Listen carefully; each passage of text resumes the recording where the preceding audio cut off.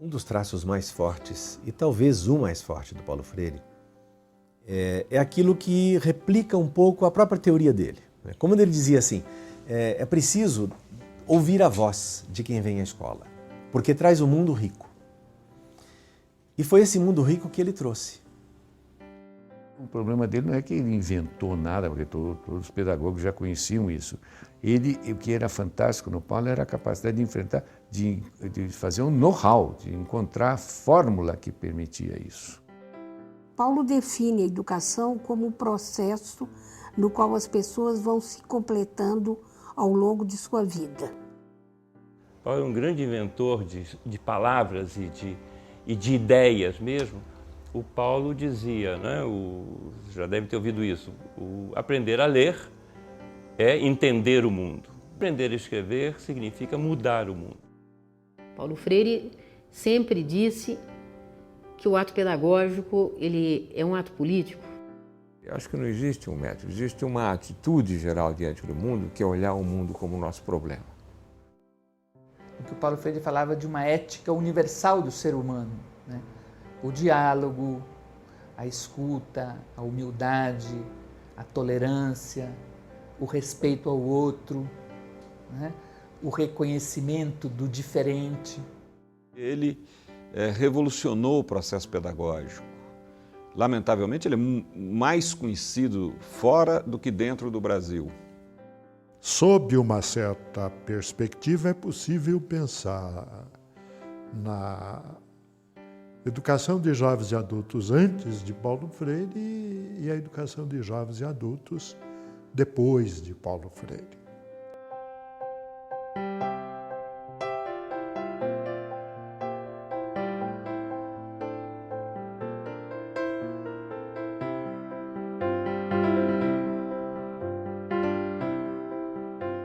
Paulo define a educação como um processo no qual as pessoas vão se completando ao longo de sua vida.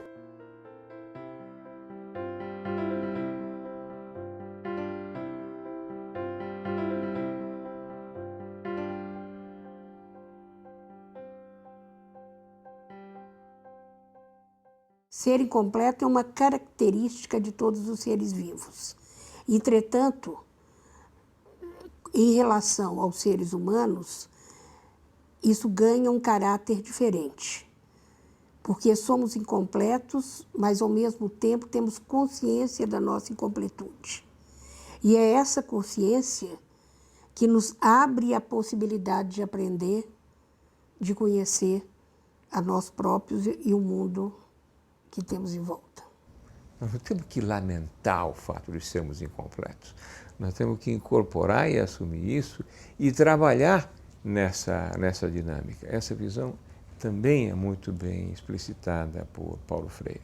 Eu acho que uma das marcas do pensamento Paulo Freire é que é um pensamento que nasce da experiência vivida e refletida por Paulo. Ele dizia que ficar imaginando, tentando entender as coisas que aconteciam, eram para ele uma forma agradável de passar o tempo, de conversar com outras pessoas.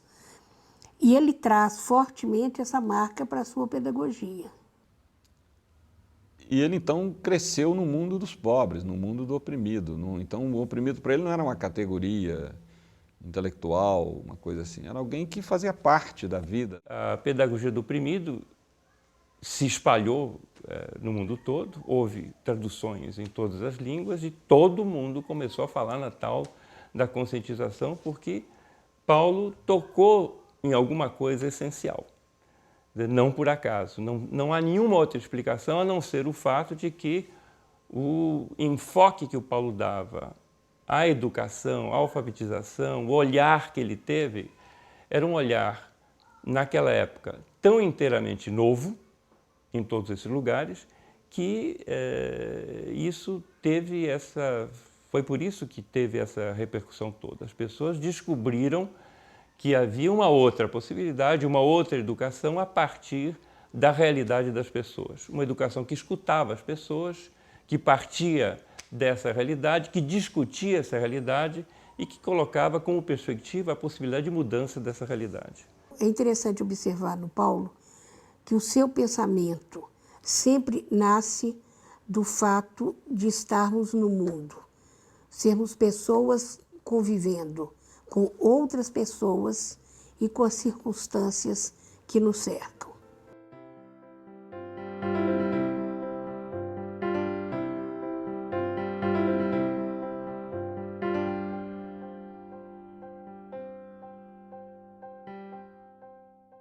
Nessa relação com as pessoas e com o pensar o mundo que o cerca, é que aprendemos. Respeitar o outro está no ponto de partida.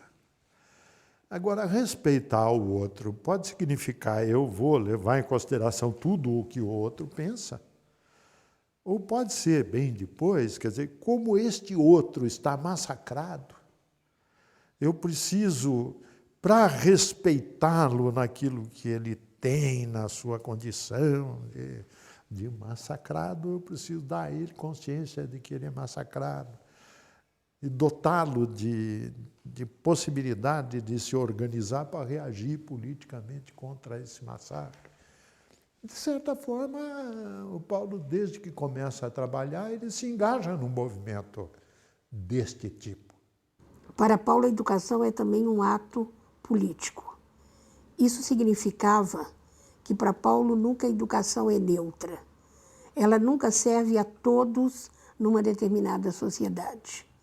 E entendendo essa sociedade como uma sociedade de classes, a educação ou ela vai favorecer as pessoas que esperam uma mudança nessa realidade e, portanto, ela vai ir num sentido oposto àqueles que, por serem beneficiados pela situação, esperam ou gostariam que ela se mantivesse.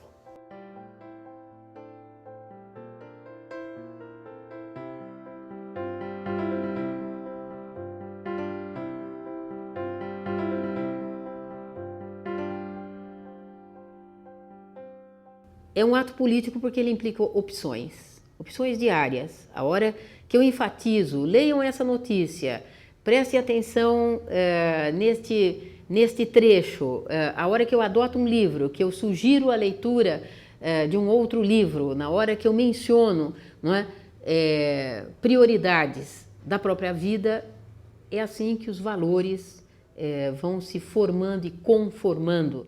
A educação que hoje, em geral, predomina na escola brasileira, ela está muito centrada na qualificação da mão de obra para o mercado de trabalho e voltada para a questão do vestibular. Então, nós não temos uma educação holística, uma educação humana, uma educação, no sentido forte da palavra, política, com P maiúsculo. Uma educação para a cidadania, para fortalecer e aprimorar a democracia.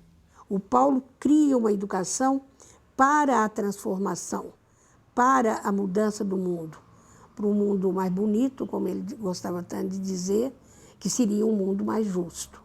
A ideia básica dele é a seguinte: o que ensina é o interesse.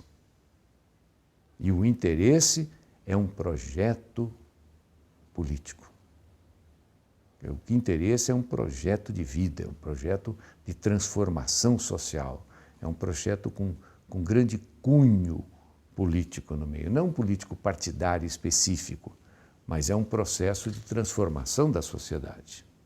A nossa pedagogia, em geral, a pedagogia adotada nas escolas brasileiras, ainda tem aquele caráter que o Paulo Freire criticava de uma pedagogia bancária, ou seja, o professor imagina que a cabeça do aluno é uma tábula rasa e que ele vai colocar ali os seus conhecimentos como se coloca a semente na terra. Quando, na verdade, o Paulo Freire ensina que a gente não ensina ninguém, a gente ajuda alguém a aprender. E quando nós estamos ensinando, nós estamos também aprendendo. Quer dizer, o processo pedagógico é um processo dialógico, de diálogo, como ele frisava. A ideia era produzir um material para discutir com educadores populares essa questão do que é conhecer e quais as marcas do conhecimento. E para isso, junto com Paulo, escolhemos 5 pontos que marcariam, que marcavam o que ele considerava importante o educador saber em torno do conhecimento. Acho que a primeira coisa era que todo mundo sabe, não existe pessoas sem conhecimentos. Na verdade, o Paulo Freire, ele parte do princípio de que todo mundo sabe. Acontece que existem pessoas que não têm consciência de que sabem. Sabem, porém não sabem que sabem. O segundo aspecto é que o conhecimento nasce do fazer e do refletir sobre o que faz. O terceiro aspecto é que conhecemos juntos. Embora o conhecimento seja pessoal e seja intransferível, mas ele nasce da relação entre as pessoas.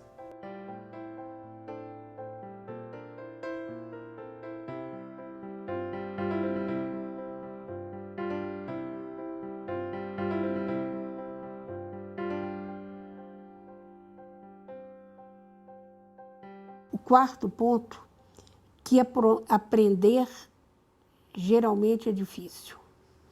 Exige muitas idas e vindas, acertos, erros, preocupação de descobrir onde erramos, refazer o que foi feito. E o quinto aspecto, que é um aspecto que o Paulo gostava muito, é de que o que sabemos hoje veio do que sabíamos antes.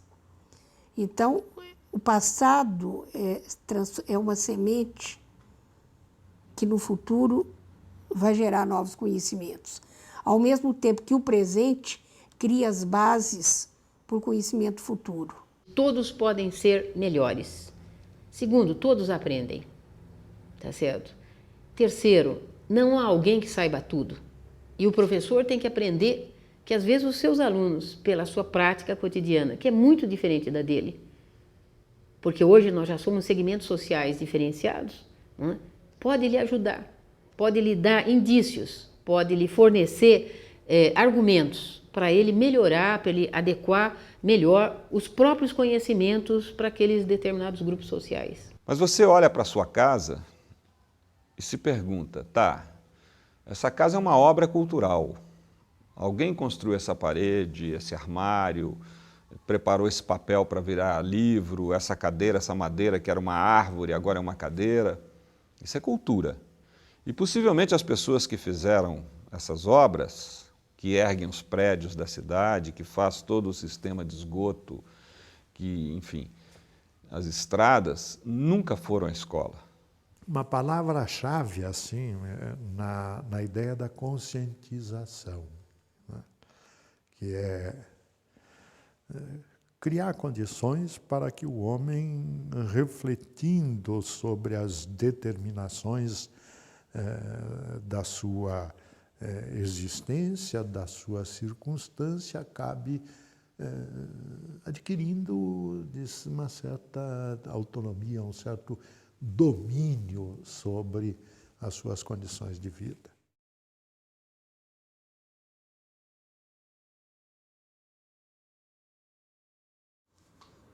Eu acho que uma das coisas interessantes do pensamento do Paulo é suscitar a discussão, é te fazer pensar. Talvez a palavra oprimido seja uma delas. Para mim, o que me parece bastante claro é que o oprimido para o Paulo é aquele grupo social, ou aquele conjunto de pessoas que estão impedidas de se realizar como pessoas. E o Paulo sempre pôs como um grande empecilho a questão da miséria, a fome e as suas consequências, né? Em vez de falar de classe social, está se falando de oprimido e opressor. Mas é uma linguagem quase que metafórica. Claro que o conceito de oprimido e de opressor são conceitos muito mais amplos do que os conceitos convencionais de classe, né? E de uma certa maneira, eu acho que aí já se mostrou um pouco dessa característica do Paulo Freire, que é a linguagem metafórica, né? Ele é metafórico na linguagem, em tudo que ele diz, né? Ele trabalha por representações, por símbolos, por metáforas, por analogias. Claro que ele opera conceitos, ele tem noção dos conceitos com que ele está lidando, mas a veia, digamos assim, o sentido, a intuição de educador que ele tinha, de contador de histórias, aquela coisa do Nordeste que ele traz com muita força, leva ele frequentemente a cunhar expressões, termos, etc. E uma das expressões que ele cunhou, que foram fortes, que ficaram marcadas, é isso, o oprimido. Você tem o oprimido do ponto de vista econômico, um país como o Brasil, em que 70% das pessoas dependem de uma renda mensal inferior a 2 salários mínimos, quer dizer, nós somos uma nação pobre. Agora, o oprimido também é o oprimido ideológico. Nós somos uma nação colonizada.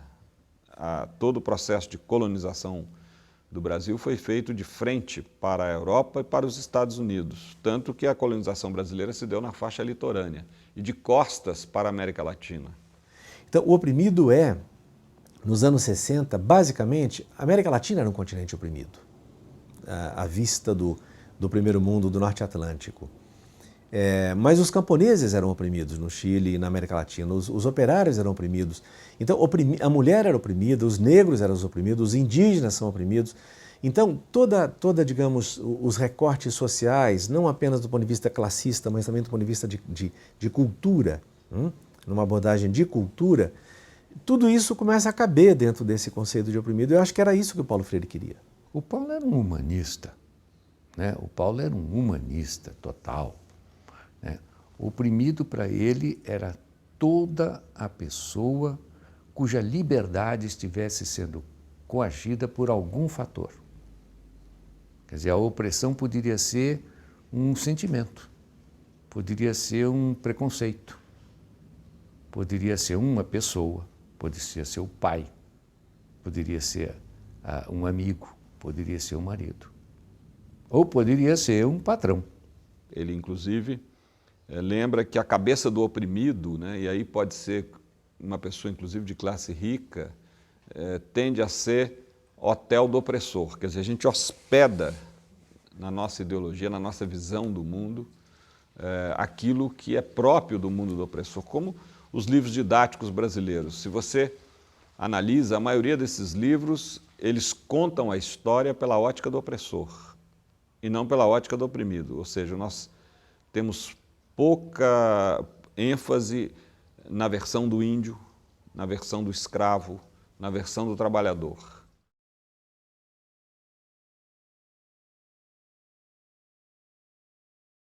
Uma escola paulo-freiriana, ela também não teria essa coisa de o professor que traz o ensinamento para o aluno. Não, o aluno está sempre sendo estimulado a pesquisar.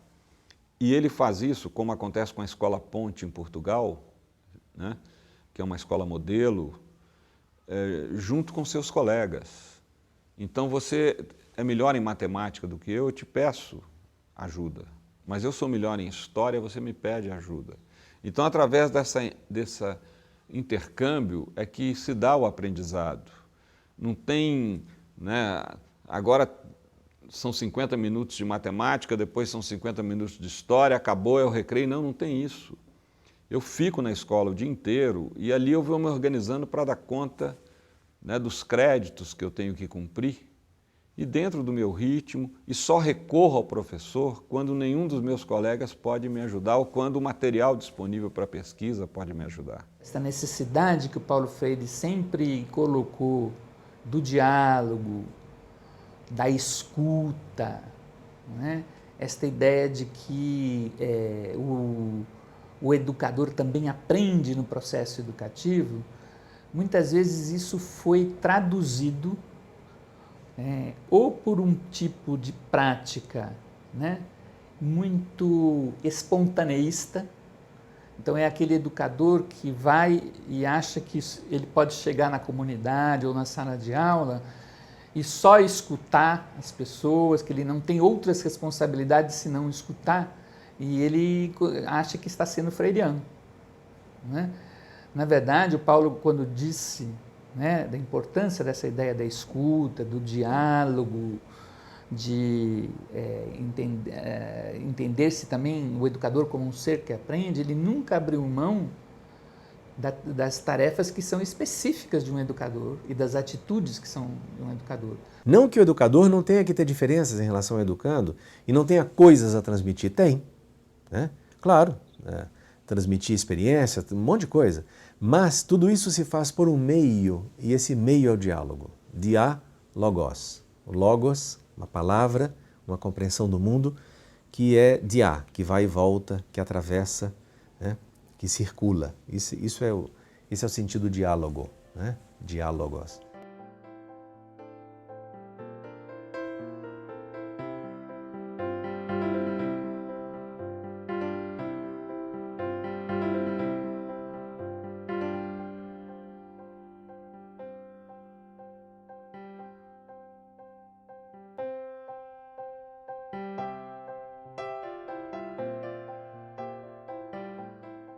E para a existência do diálogo, primeiro é importante existir um clima de confiança entre educador e educandos. Isso talvez seja mais fácil quando você pensa dentro da escola, onde o educador, de uma certa forma, tem para os alunos esse sentimento. Mas, às vezes, nos grupos populares, nos trabalhos de educação popular, nem sempre essa confiança, ela surge de repente ou é dada de presente. O educador, muitas vezes, ele tem que trabalhar no sentido de ganhar essa confiança. Eu acho que esse é um aspecto fundamental. Um segundo aspecto importante é que o diálogo pressupõe pelo menos dois que falam. Então, não é só um. Então, as práticas educativas muitas vezes se assentam na figura do educador como aquele que fala e do aluno como aquele que ouve. O Paulo modifica isso e coloca aluno e professor falando. Uma das coisas que ele ensinou, por exemplo, foi essa exposição verbal, lógica, racional, né, do acadêmico para o homem iletrado. É absolutamente inútil. O homem iletrado bloqueia e nem pensa. Se você vai ensinar alguma coisa para um grupo, uma classe de pessoas pouco letradas e tal, você pensa que eles não conhecem nada do assunto, o que é um grande engano. Todo mundo conhece muito de muitas coisas. Isso era uma coisa que ele dizia sempre. O fato de eu perceber que o meu conhecimento é num campo, o seu é no outro, mas que eu não sou mais que você, nem você é mais do que eu, porque do ponto de vista do conhecimento, nós dois temos infinitas coisas a aprender. Nós estamos na mesma situação. É isso que cria no educador essa coisa de perceber que ele é igual ao aluno quanto ao conhecimento. Mas isso é muito diferente de imaginar que o educador não precisa ter um conhecimento próprio da questão do ensinar, dos assuntos que ele vai trabalhar. E isso nunca foi dito. Embora muitas vezes as pessoas imaginam que ser igual é ser igual mesmo. Eu sei um pouquinho disso, você sabe outro pouquinho, juntamos os dois para ver o que dá. Não dá nada, continua cada um com o seu pouquinho. Nós também sabemos que nós não somos a internet. Nós não temos nem tudo dentro de nós. E outra coisa, e obviamente os interesses, eles variam de hora a hora, tá certo? E qual é o problema de você? Obviamente todos nós temos um programa de trabalho. E qual é o problema do programa de trabalho ser submetido aos alunos? Quer dizer que eu não tenho um programa? Não, eu tenho um programa. Ele só não é rigidamente estabelecido. E não quer dizer que eu realmente não possa dizer no final do semestre, no final do mês, no final do ano, tá certo? Olha, nós chegamos até aqui. Mas em compensação, isso que nós chegamos, isso aqui eles nunca mais esquecem, né? Essa discussão sobre como é que se desenvolve o conhecimento é uma questão que Paulo Freire colocava à discussão. Vamos enfrentar essa discussão no cotidiano. Por que você acha que cedeu?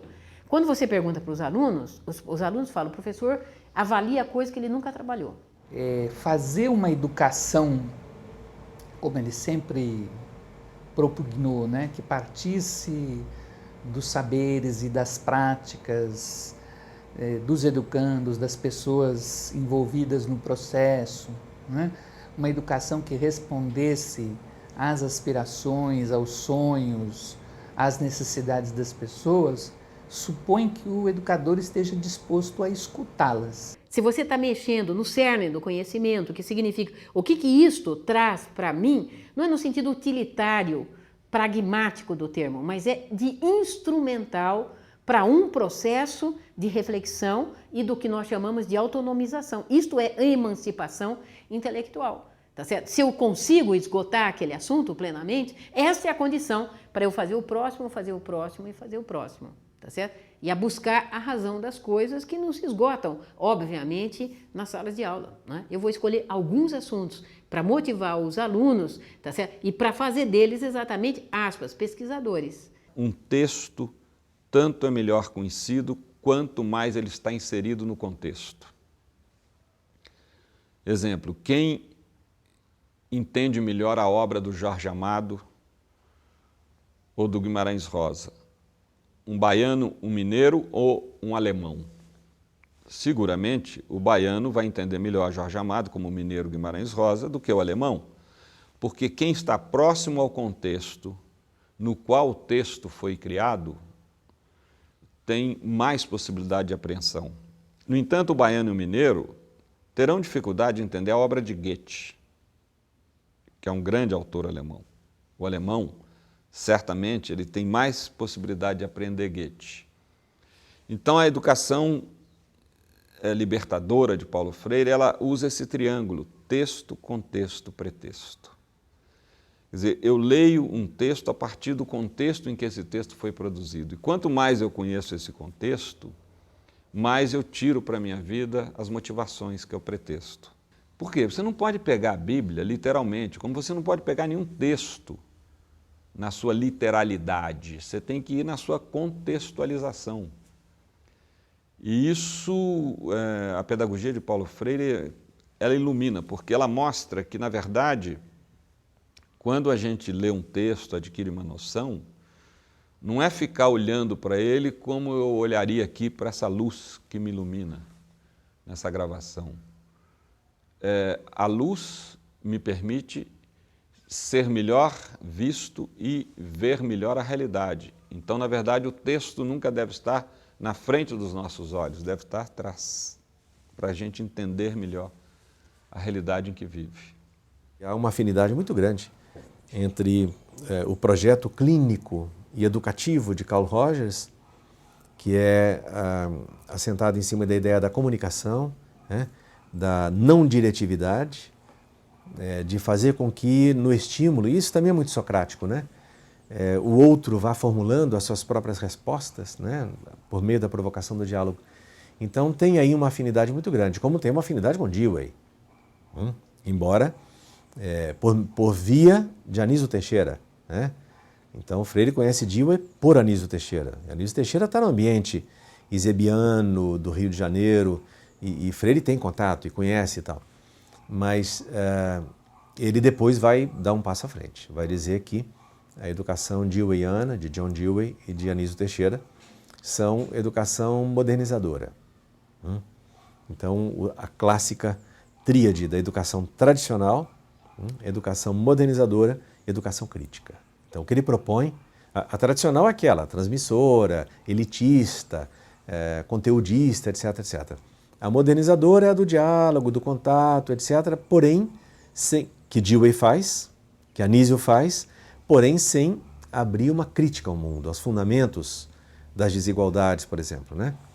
E, finalmente, a educação crítica, que é a que ele traz, onde ele apresenta exatamente a ideia de que é preciso ter uma visão crítica do mundo, não apenas ingênua.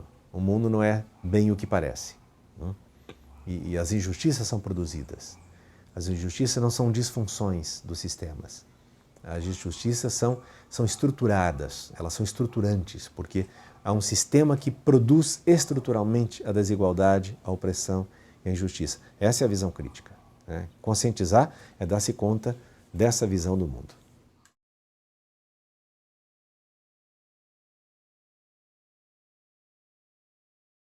acho que essa questão de método ou metodologia, ela tem uma certa complexidade e eu acho que, de fato, definir isso com muita clareza eu não acho fácil. Vamos dizer, quando, por exemplo, eu conheci o Paulo, em 63, o Paulo dizia, eu não tenho nenhum método de alfabetizar, mas eu estou criando uma metodologia. Então, a primeira coisa, eu acho que é quebrar a ideia de que Freire tem um método, como uma técnica. Que eu chego e digo assim, eu vou fazer uma capacitação em método freiriano, deixa eu ver como é que funciona, ver quais são os passos, quais são as técnicas, quais são as dicas para poder exercitar um método freiriano. Eu não concordo com isso. Acho que isso é reduzir Freire.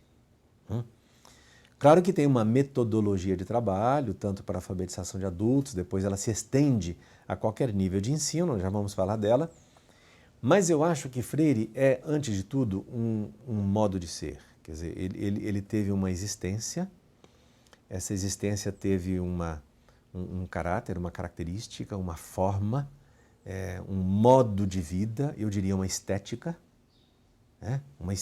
existencial.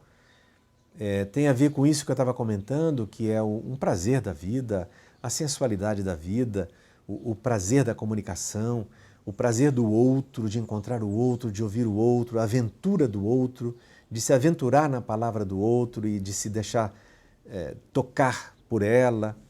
Então, tudo isto acho que é um modo de ser, Freire.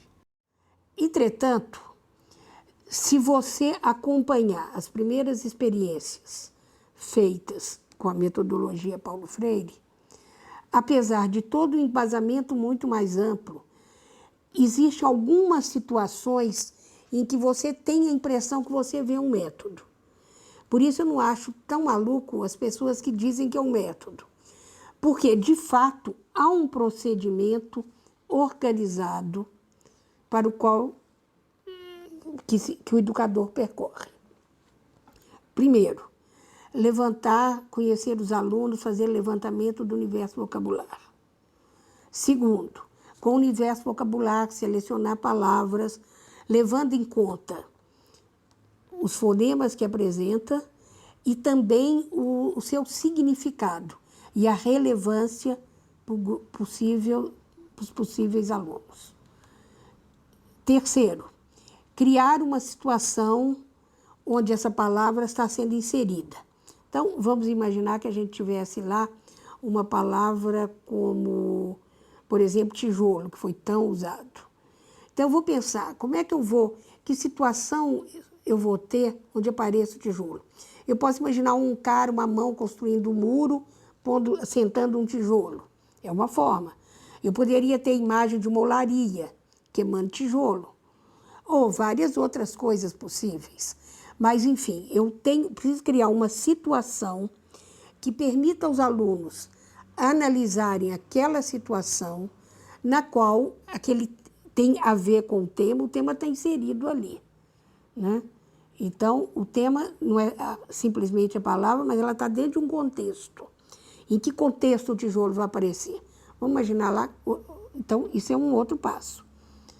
A partir daí, preparar as fichas que vão ser utilizadas. Isso é um trabalho do educador preparando o grupo, né? Da mesma forma, em sala de aula também há um procedimento. Ele primeiro apresenta a situação, ele discute essa situação, ele cria o contexto da palavra, depois ele enfatiza a palavra, aparece lá o tijolo, depois ele analisa essa palavra, percebe junto com os alunos que eu tenho 3 partes, o tijolo. Depois eu vejo que o ti, ele tem toda uma família silábica, isso faz parte ainda desse análise. E no final, eu faço o que chamou lá a ficha da descoberta, que é uma recriação. É interessante observar que esse procedimento ele faz parte do método da palavração. O Paulo chega a usar a palavração porque a Elza já tinha trabalhado com isso em alfabetização com crianças e tinha achado que era um método claro, que as crianças aprenderam bem e que poderia ser interessante. E é interessante que o Paulo, ao analisar o processo, ele gosta desse processo pelo seguinte, porque parte de a situação e a palavra inteira, que ele chamava, é a primeira leitura que eu vou fazer. Eu tenho uma síncrese ali. Depois eu passo para um trabalho de análise. Eu analiso o contexto e a palavra. Divido a palavra, aprendo as sílabas e tal. E estou fazendo, tive a síncrese, passo para a análise e vou para a síntese. A síntese seria a criação de novas palavras, que eu vou fazer com a ficha de descoberta. Ora, esse procedimento, síncrese, análise e síntese, é coerente com a sua forma de pensar o conhecimento. É isso que leva o Paulo a escolher essa metodologia. O método Paulo Freire alfabetizava. Agora, não é a alfabetização que importa no método Paulo Freire. É esta educação centrada no indivíduo, não é? Assentada nas condições da miséria popular e pensada como um dos possíveis instrumentos de promoção da vida popular.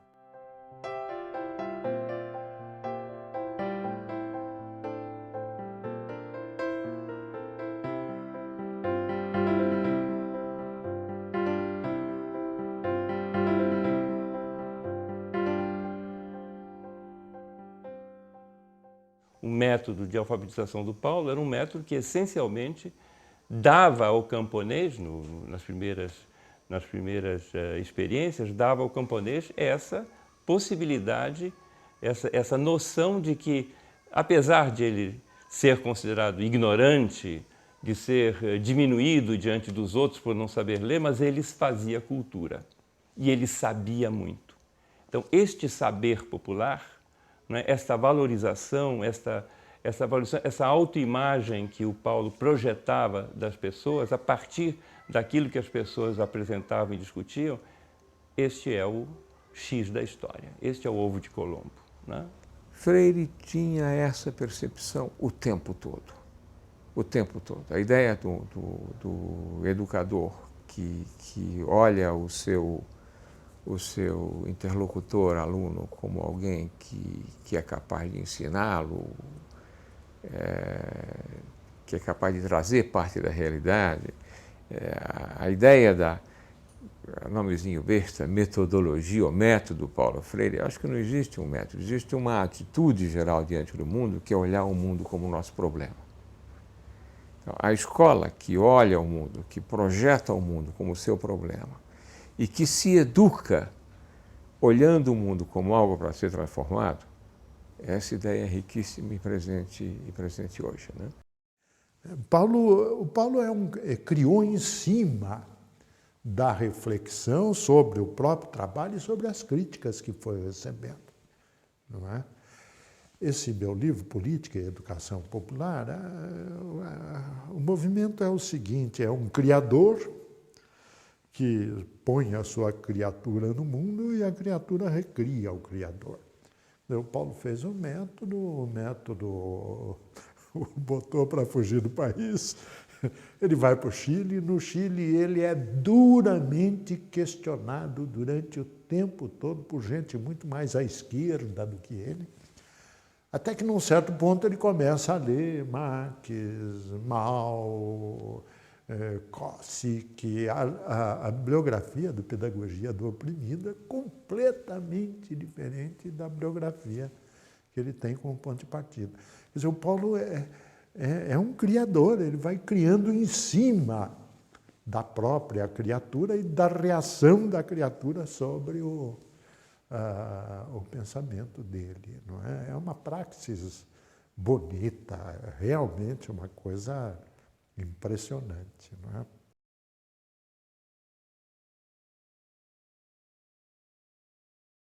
Tem algumas marcas que seriam importantes no educador que se diz freiriano. Eu acho que uma primeira delas é o compromisso. A gente vai pensar compromisso com o quê? Eu vejo esse educador tendo um compromisso com seus alunos, que é o compromisso de efetivamente ajudá-los a aprender.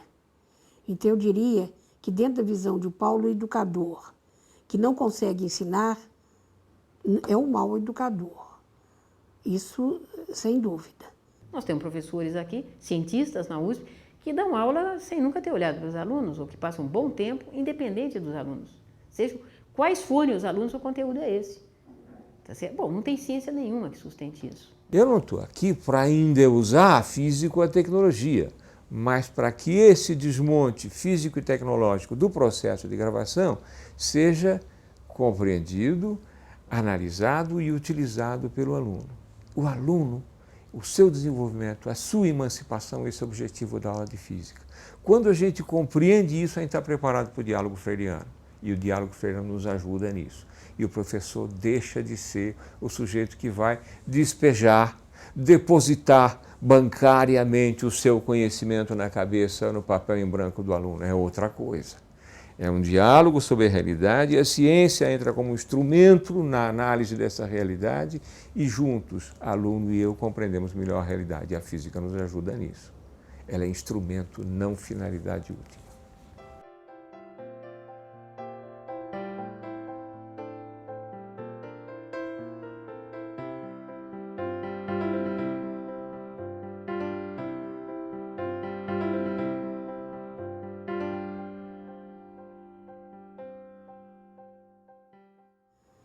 Um outro aspecto que me parece importante é que ele tem um compromisso com o seu tempo e com o lugar onde ele está.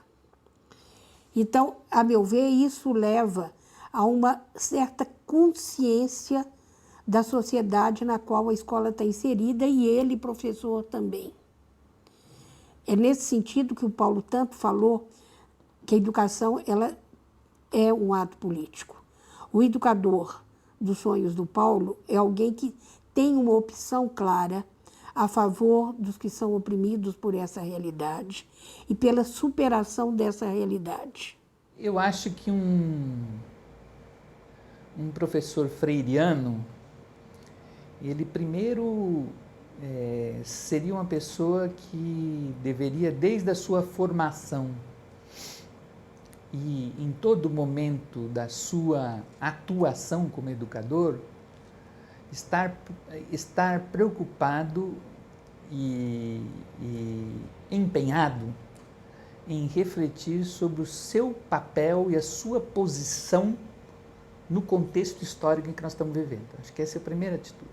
O Paulo Freire deixava claro o seguinte: é evidente que que é a convicção, e por isso que o ato pedagógico é político, que é a minha crença, as minhas crenças, que de uma certa forma encaminham a ação. E é lógico que, portanto, essa, aspas, teoria está dirigindo uma ação. Se eu não refletir sobre essa ação, eu vou poder passar, eu que era avançada, a um professor pré-conceituoso. Porque aquilo que a prática me diz, eu não consigo assimilar. Porque eu sou a verdade, o caminho e a luz. Portanto, eu nada tenho a aprender com eles. Né? Então, esta discussão sobre isso que ele chamava de humildade científica. Então, você considerar a pessoa, quer dizer, num processo educacional, Paulo dizia, se no final de um dia de escola o professor não aprendeu nada dos alunos, esse dia foi perdido. Por outro lado, eu acho que esse professor que quer que o aluno pense, que quer que o aluno entenda o mundo, eu acho que é um educador que, do ponto de vista da didática, opta por atividades onde os alunos sejam mais desafiados a pensar, a criar, mais do que repetir. Por isso, eu acho que uma característica desse educador é que o trabalho dele se centra muito mais nesse ouvir, escutar, fazer pensar. Eu acho que essa é uma marca do professor freiriano.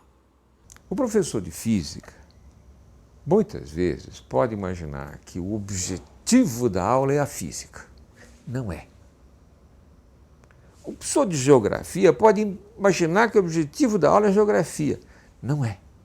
O objetivo da aula de Física e da Geografia é o desenvolvimento do jovem que está ali.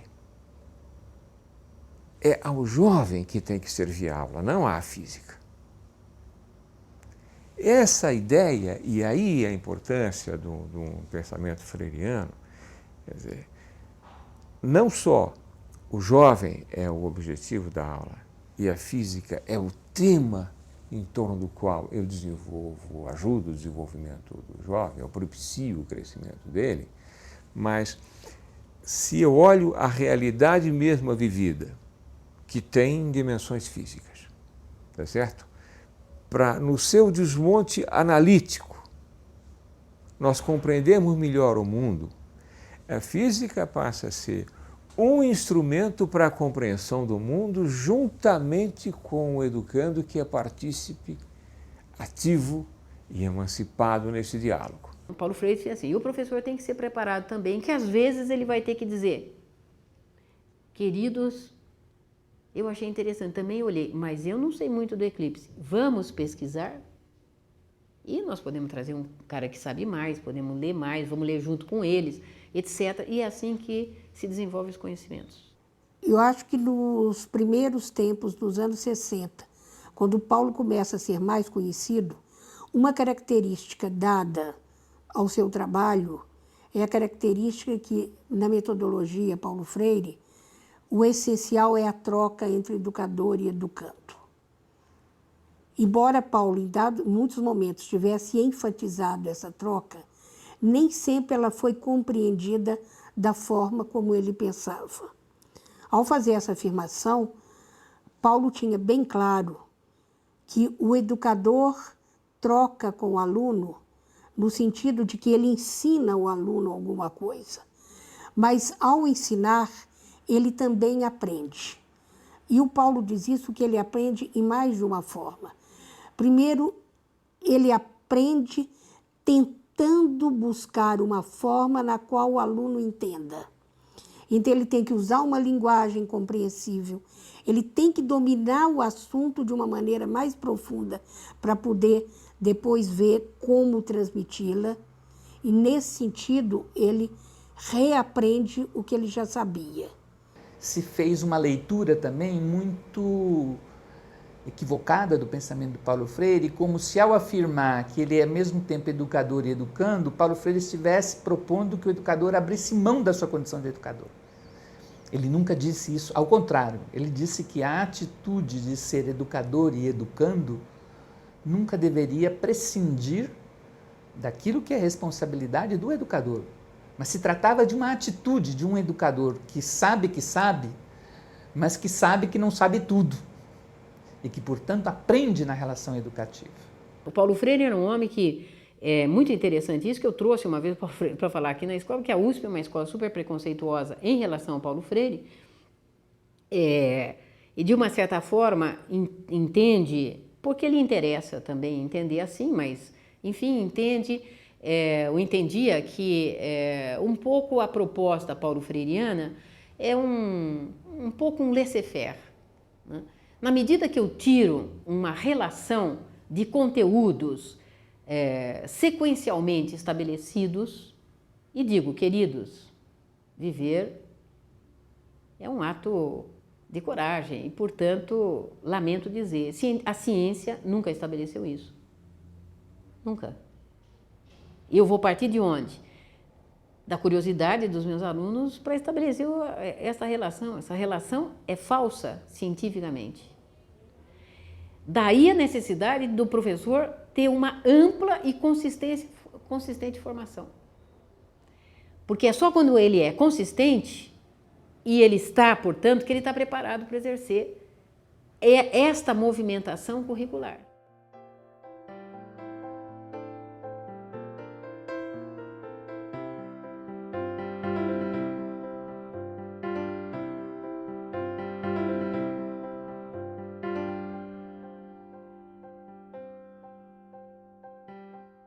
O educador, e isso é uma coisa que ele insistia muito, né?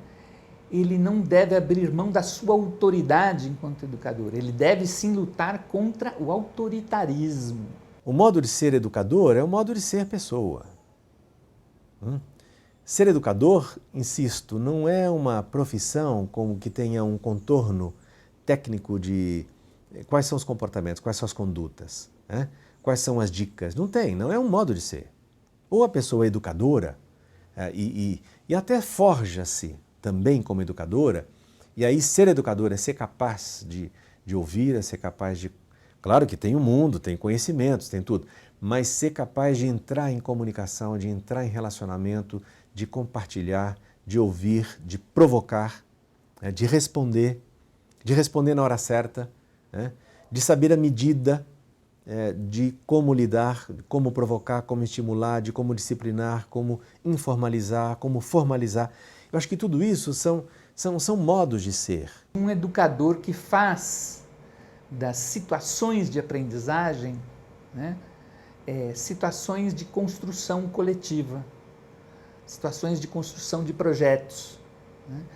Ou seja, que promove entre aqueles que estão envolvidos na ação educativa um tipo de relação onde se constrói um saber que é coletivo e se constrói um saber que capacita as pessoas a atuarem e agirem melhor sobre a realidade. Então, um educador freiriano é o que não importa em que nível de escolaridade, não importa mesmo se esteja fora da escola, dentro da escola, universidade, pós-graduação, onde for, seja capaz de fazer isso, de estabelecer contato, de estabelecer um processo de comunicação com aqueles que estão ali para aprender, para se desenvolver, para crescer, de entrar num processo de comunicação recíproca e um processo de comunicação que seja provocativo da vida, provocativo dos talentos, provocativo da curiosidade, provocativo do desejo de aprender. Na última viagem que fez aos Estados Unidos, poucas semanas antes de morrer, Paulo Freire foi convidado para um encontro com amigos na casa de um jornalista brasileiro. Lá, uma educadora norte-americana perguntou para Paulo qual era a qualidade que considerava fundamental no educador. Sem muita demora, Paulo afirmou que, para ele, era gostar da vida. Durante muito tempo, muita gente pensou em mim ou falou em mim como se eu fosse um especialista em métodos e técnicas de alfabetização de adultos. Eu gostaria de dizer que, se fosse isso verdadeiro, eu não me sentiria mal. Quer dizer, então, quando eu tento explicar melhor, falar da verdade mesma de minha presença na história da educação brasileira, não é que eu ache que ser um especialista em alfabetização de adultos é uma coisa inferior. De jeito nenhum, eu acho uma coisa de uma importância enorme. Mas só que a minha preocupação desde o começo era um pouco mais gulosa do que essa. Quer dizer, o que eu buscava já naquela época, nos anos 50, era uma crítica à educação brasileira e até não só brasileira. Quer dizer, e aí, obviamente, que eu incluía nessa crítica a crítica ao formalismo mecanicista das práticas da alfabetização de adultos.